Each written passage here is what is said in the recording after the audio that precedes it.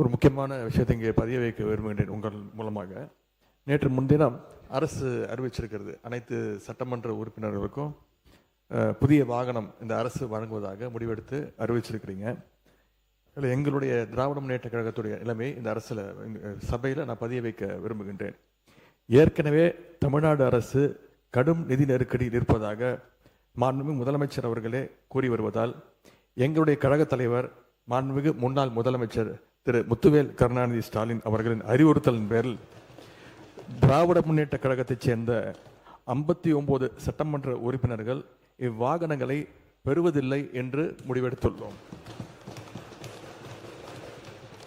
மேலும் அரசுக்கு ஏற்படுகின்ற தேவையற்ற செலவுகளை குறைக்கின்ற நோக்கத்தில் மாண்புமிகு சட்டமன்ற உறுப்பினர்கள் தங்களது தேர்தல் வேட்பு மனுவில் குறிப்பிட்டுள்ள பொருளாதார சூழலை கவனத்தில் கொண்டு பொருளாதாரத்தில் நலிவடைந்துள்ள உறுப்பினர்களுக்கு மட்டுமே இந்த அறிவிப்பின் கீழ் வாகனம் வழங்க வேண்டும் என்பதை இந்த அரசினுடைய கவனத்திற்கு தாங்கள் எடுத்து செல்ல வேண்டும் என்று கேட்டுக்கொள்கின்றேன். புதிதாக தேர்ந்தெடுக்கக்கூடிய மக்கள் மட்டுமல்ல, இதே சட்டமன்றத்தில் ஏழ்மையா இருக்கக்கூடிய சட்டமன்ற உறுப்பினர்களும் இருக்கிறாங்க. அதுல முக்கியமாக விடுதலை சிறுத்தைகள் கட்சியுடைய சட்டமன்ற உறுப்பினர் அங்கிருந்து வரும்போது பஸ்ல தான் வந்துட்டு போறாரு. என்ன பிரச்சனை? பேசாதீங்க, யாரும் பேசாதீங்க. திமுக காலையில இருந்து என்ன பிரச்சனை தெரியலையே. பேசுங்க, நீங்க பேசுங்க. எதிர்கட்சி தலைவர் ஒரு பதில பதிவு பண்ணா நாங்க அது பதிவு பண்றோம். பண்ணுங்க. அப்ப விசிகேல இருந்து ரொம்ப ஏழ்மையா இருக்கக்கூடிய ஒரு உறுப்பினர் கேட்கிறாரு. அவருடைய குரல் யார் யாரெல்லாம் பஸ்ல வராங்க, யார் யாரெல்லாம் ட்ரெயின்ல வராங்க, அவருடைய குரலா இருந்துச்சு. அப்ப முதலமைச்சர் அனௌன்ஸ் பண்ணும் பொழுது பொதுவா அவையை பொறுத்த வரைக்கும் எல்லோரும் சமம்னு நினைக்கக்கூடிய ஒரு முதலமைச்சர், அதுதான் ஒரு புரோட்டோகால். அப்ப எங்க பொதுச்செயலாளர்கிட்ட கார் இருக்கு, என்கிட்ட கார் இருக்கு, இங்க இருக்கக்கூடிய எல்லாருக்கும் கார் இருக்கு. நாங்க போய் சட்டமன்ற உறுப்பினர் கார் வேணும்னு கேட்க போறது இல்லை. இது ஒரு அடிப்படையா இருக்கவங்களுக்கு புரிதல் இருக்கும். அரசியலா நினைச்சாதான் இது அரசியல். எங்க ஏழ்மையா இருக்காங்களோ அவங்க விண்ணப்பத்தை கொடுப்பாங்க. இது சட்டமன்ற உறுப்பினர்களுடைய ஒரு உரிமையா மாற்றப்பட்டு தமிழக வெற்றி கழகத்தில் யார் யாருக்கெல்லாம் கார் இருக்காங்களோ நாங்க யாருமே கார் கேட்க போறது இல்லை. இதுதான் எங்களோட நிலைப்பாடும்.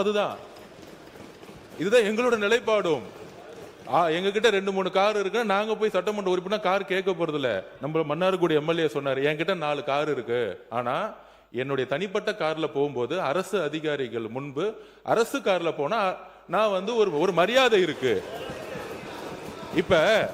இப்ப மாண்புமிகு எதிர்கட்சி தலைவர்கிட்ட 2-3 வீடு இருக்கு, ஆனா அரசு பங்களால இருக்கிறாருல்ல. அவர் லெட்டர் என்கிட்ட தான் கொடுத்தாரு, பொதுப்பணித்துறை அமைச்சரா என்கிட்ட தான் கொடுத்தாரு. எனக்கு அரசு துறையுடைய பங்களா வேணும்னு கொடுத்தாரு.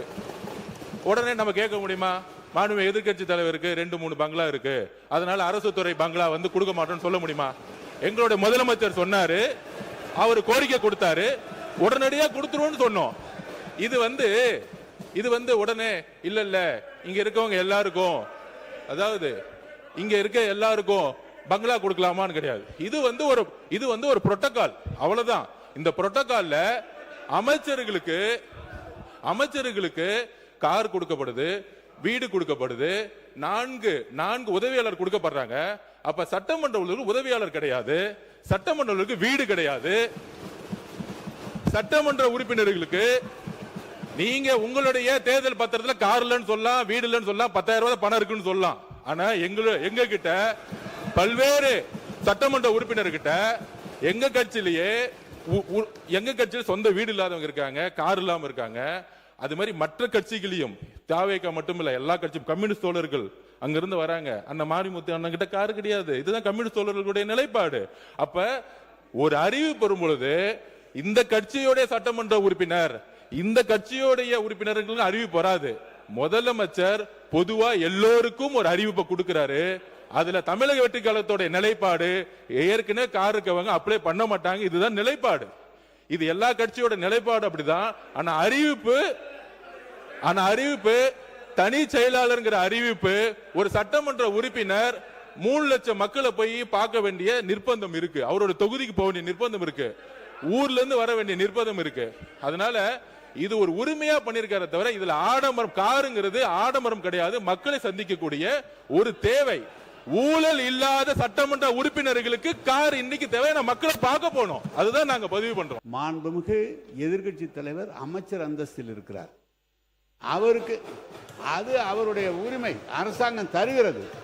எனவே அந்த வீடு கொஞ்சம்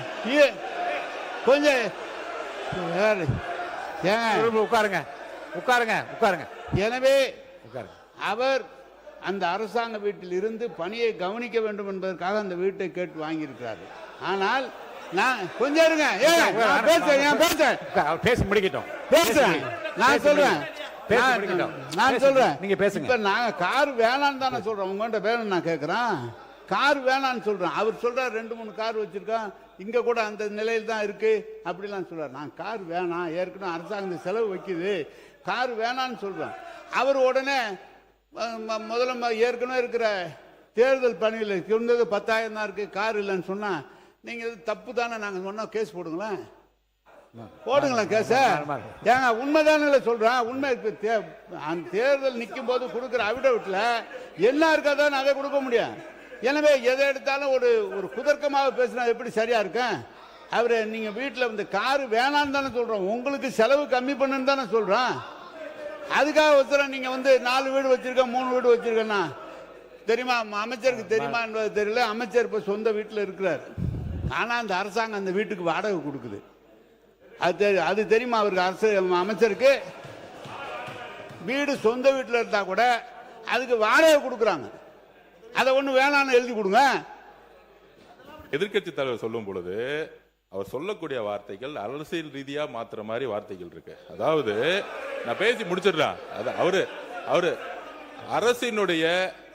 அரசினுடைய நிதி சுமையை கருதி அப்படிங்கிற மாதிரி வார்த்தைகள் சொல்லும் பொழுது அது ஏதோ நாங்க ஏதோ அரசினுடைய நிதி சுமை எங்களுக்கு தெரியாத மாதிரியும், இதை வந்து ஏதோ ஒரு வசதி வாய்ப்புக்காக செஞ்சு கொடுக்கிற மாதிரியும், இது ஒரு ஆடம்பரம் மாதிரியும் சில வார்த்தைகள் வருது. அதுதான் நாங்க பதிவு பண்றோம். அமைச்சர்களுக்கு எந்த உரிமை இருக்கிறதோ, ஒரு அமைச்சருக்கு வந்து ஒரு காரும் 4 தனிச் செயலர்களும் ஒரு பங்களாவும் ஒரு உரிமை இருக்கிறோ, அதை நாங்க வந்து எதுவுமே தவறுன்னு சொல்லல. அந்த இடத்துல தான் மக்களை சந்திக்க முடியும். தனிப்பட்ட வீடோட ஒரு பங்களா கொடுக்கறதுன்னா மக்கள் ஒரு நாளைக்கு 500 பேர் 1000 பேர் வரும்போது நம்ம மக்களை சந்திக்கிறோம். அதே மாதிரி சட்டமன்ற உறுப்பினர்களுக்கும் கடமையும் பொறுப்பும் இருக்கிறது. அதுக்குதான் நாங்க பதிவு பண்றோம். இது ஆடம்பரம் அல்ல, இது அவங்களுடைய வேதனை. அதுதான் நான் சொல்ல வரோம். அதாவது நம்மளுடைய என்ன சொல்றது, தேர்தல் இதுல வந்து 10,000 ரூபாய் இருக்குன்னு சொல்லிட்டு ரேஞ்ச் ரோவர் கார்ல போகக்கூடிய அமைச்சர்கள் இங்க கிடையாது. எங்களுடைய தேர்தல் அறிக்கையில எங்களுடைய நாமினேஷன்ல என்ன இருக்கோ, நாமினேஷன் என்ன இருக்கோ அதுதான் நாங்க வந்து பதிவு பண்றோம். நாங்க ஆக்சுவலா பேரவைத் தலைவர்களே, சுருக்கமா சொல்லுங்க. சில சட்டமன்ற உறுப்பினர்கள் கார் வேண்டும் என்று முதலமைச்சர் கோரிக்கை வச்சாங்க. ஆமா, முதலமைச்சர் அறிவிச்சிருக்காங்க. ஆமா. ஆகவே இல்லாதவங்க கொடுக்க வேணும்னு சொல்ல, எங்களை பொறுத்தவரை கார் தேவையில்லை என்பது எங்களுடைய நிலைப்பாடு என்பதை தெரிவித்துக் மாண்புமிகு உறுப்பினர் கணேஷ்குமார், முனைவர் கணேஷ்குமார் சொல்லிட்டேன். மாண்புமிகு பேரவைத் தலைவர் அவர்களே, ஒரு சட்டமன்ற உறுப்பினருக்கு மக்கள் பணி செய்வது என்பது மிக அவசியமான ஒன்றுதான். அவர்களுக்கு கார் என்பது ரொம்ப முக்கியமான விஷயம். ஏன்னா கார் வந்து அனைத்து கிராமங்களுக்கும் சென்றடைவதற்கும், இப்ப என்னுடைய தொகுதியெல்லாம் எடுத்துட்டீங்கன்னா 330 ஊராட்சிகள் கிட்ட இருக்கு. அதெல்லாம் போய் பார்க்கணும்னா பொருளாதாரத்துல பின்தங்கிய சட்டமன்ற உறுப்பினர்களுக்கு கார் என்பது ரொம்ப அவசியம் தான்.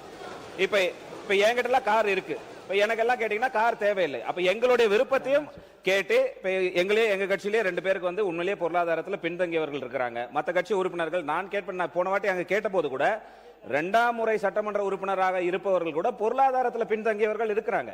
அப்ப பொருளாதாரத்தில் பின்தங்கி இருப்பவர்களுக்கு யாருக்கு உண்மையிலேயே கார் தேவையோ அவர்களுக்கு வழங்கலாம் என்பதுதான் எங்களுடைய கருத்து. அந்த நிலைப்பாடு அதை நீங்க சொல்லுங்க. மாண்புமிகு எதிர்க்கட்சி தலைவர் அவர்கள்.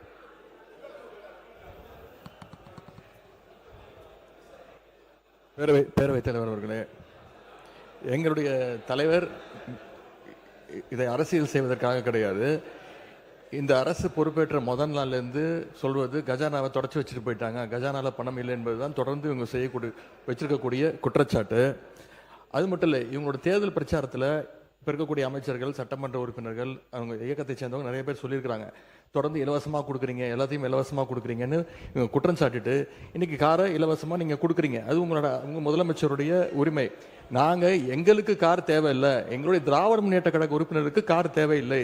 யார் யாருக்கு கார் வேணுமோ நீங்கள் வாங்கிக்கோங்க. எங்களுடைய வேண்டுகோள் என்னன்னா, வேட்புமனு தாக்கல்ல நீங்க அஃபிடவிட்ல ஃபைல் பண்ணியிருப்பீங்க, யார் யாருக்கு கார் இல்லை, எவ்வளவு சொத்து இருக்கு அப்படின்னு சொல்லியிருப்பீங்க. அதுக்கு தகுந்த மாதிரி அவங்களுடைய வசதி வாய்ப்புக்கு ஏற்ற மாதிரி கார் வாங்கி கொடுங்க என்பதுதான் எங்களுடைய சஜஷன். இந்த சட்டமன்ற உறுப்பினர்களுக்கு இந்த கார் தேவைங்கிறது ஒரு சர்ச்சையாக பேசப்படுகிறது. பல ஆண்டுகளுக்கு முன்பே மாண்புமிகு முன்னாள் முதலமைச்சர் டாக்டர் கலைஞர் கருணாநிதி அவர்களால் 300க்கும் அதிகமான யூனியன் சேர்மன்களுக்கு அரசு தரப்பில் வாகனம் வழங்கப்பட்டுச்சு. இது ஒன்றும் புதுசு இல்லை. அப்போல்லாம் நிதி நிலைமை அப்பவும் இப்படி தான் இருந்தது. அப்போல்லாம் கேள்வி கேட்காம இப்போ ஒரு சட்டமன்ற உறுப்பினர்களுக்கு கிடைக்கிறது கேள்வி கேட்கறது சரியானதாக படுது.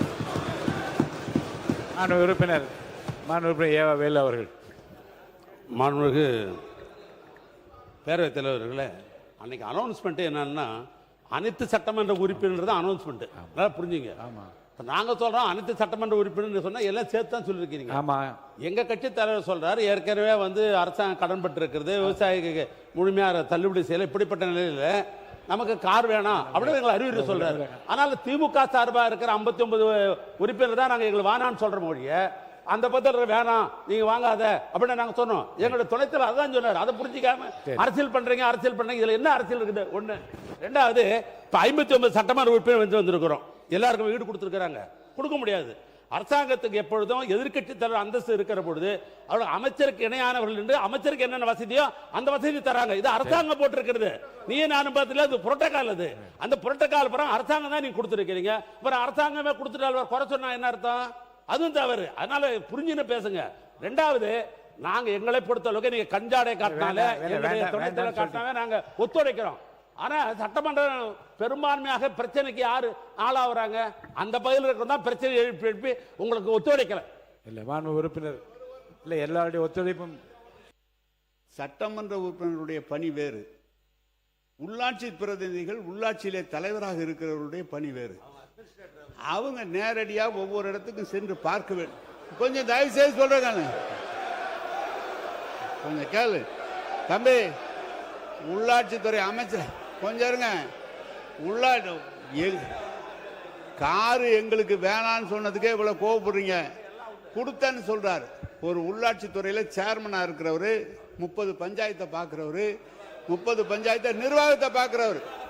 சார், செக் பவர் உங்களுக்கு இருக்கா? சட்டமன்ற உறுப்பினர் செக் பவர் இருக்கா? உள்ளாட்சி பிரதி தலைவருக்கு செக் பவர் உண்டு.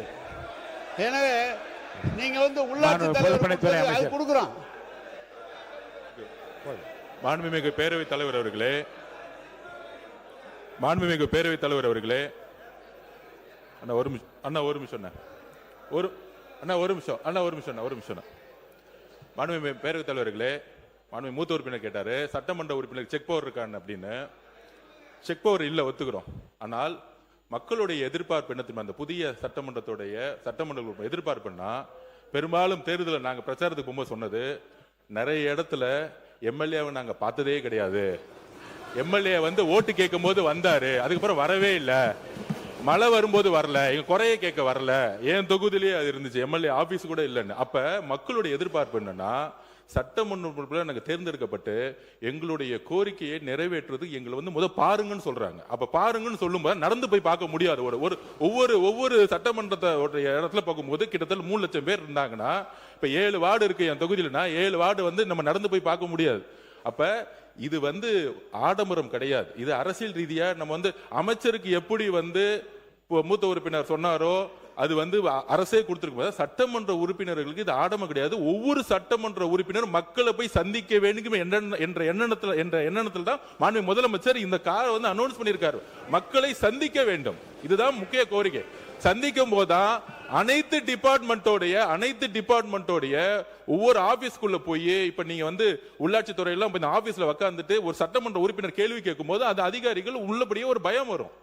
இல்ல வீட்டுக்குள்ளேயே உட்கார்ந்துகிட்டு நம்ம வந்து ஒரு அரசியல் செய்ய முடியாது. மக்களுடைய தேவைகளை ஒவ்வொரு தெருவா செய்யணும். அதுக்குதான் இந்த இதை தவிர இது ஆடம்பரம் கிடையாது. எதிர்கட்சி தலைவருடைய நிலைப்பாடுல நாங்களும் இருக்கோம். யார் யாருக்கெல்லாம் கார் இருக்கு அவங்க ஆட்டோமேட்டிக்கா யாரும் அப்ளை பண்ண போறது இல்லை. ஆனா ஒரு முதலமைச்சருடைய அறிவிப்பு பொதுவான அறிவிப்பா தான் இருக்க முடியும். இதுதான் ஒரு அரசுடைய புரோட்டோகால்.